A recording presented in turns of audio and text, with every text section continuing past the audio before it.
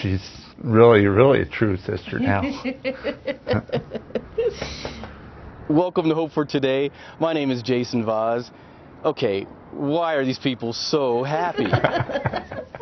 Sorry. I'm here at Porter Adventist Hospital in Denver, where we find today's story of hope. Let me introduce to you Don Ward and Delinda Ebling.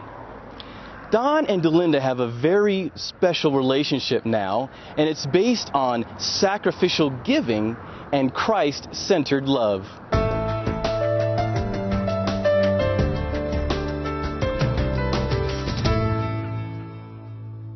Yeah, they told me about a year and a half ago that I better start looking for a donor. Or get on the transplant list. For 10 years, Don has suffered from a progressive kidney disease. You know, so I basically had not told anyone. I pretty much kept it a, secret. They asked me if I was apprehensive about telling people at church about it, and I really was, but I guess that wasn't what God wanted me to do. Delinda and Don have known each other for several years, and they are both members of Riverside Baptist Church. They sing in the choir together. A few months ago, during one Sunday service, the congregation was asked to pray for two members of the church family. Pastor Jim stood up and was telling the congregation about, that we had some gentlemen in the church that needed a kidney. Bruce Murphy and Don Ward are two men who've been waiting for kidney transplants for some time. And I asked them if we could pray over them. Holy Spirit just really started talking to me, and I'm a very emotional person, so I started crying and listening to the Holy Spirit saying, you need to do this. So that the answer to their prayer might be right here in our own church family.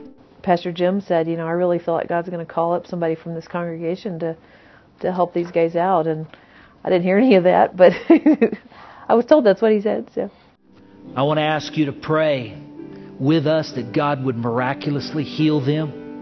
We ask Him to do that if that would bring glory to His name. But we also put feet to our prayers to say, God, if you would use me or use someone in our congregation as that avenue of healing with a kidney transplant, give us grace for that.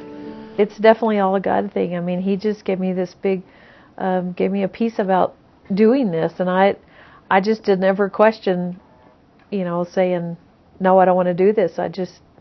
I felt the Holy Spirit telling me that I needed to do that, and I felt like, that was something to be prayed about and at least get tested, because I had no idea how far it would go.